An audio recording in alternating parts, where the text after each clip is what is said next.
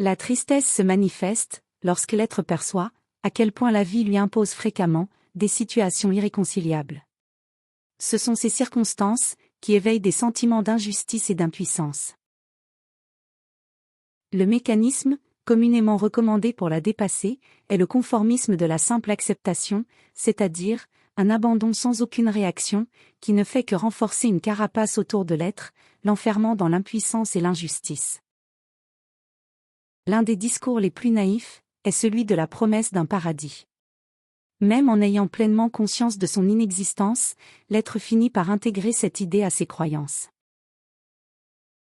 Il peut sembler naïf de s'accorder avec ceux qui suivent la vision spirite, selon laquelle la Terre n'est pas notre foyer, mais il existe dans cette croyance un fond de vérité.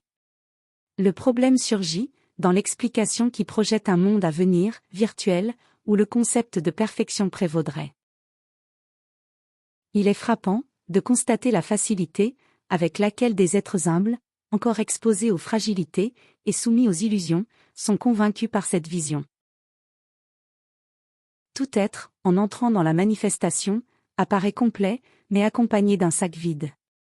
Avec le temps, il remplit ce sac de ce qui s'unit à sa perception, laquelle fonctionne comme le filtre sélectif des choses accumulées. Et tandis que l'on fabrique des saints, l'humilité est sacrifiée. La compréhension est une forme d'adaptation qui nous rappelle que, sans ignorance, il n'y a pas de vie.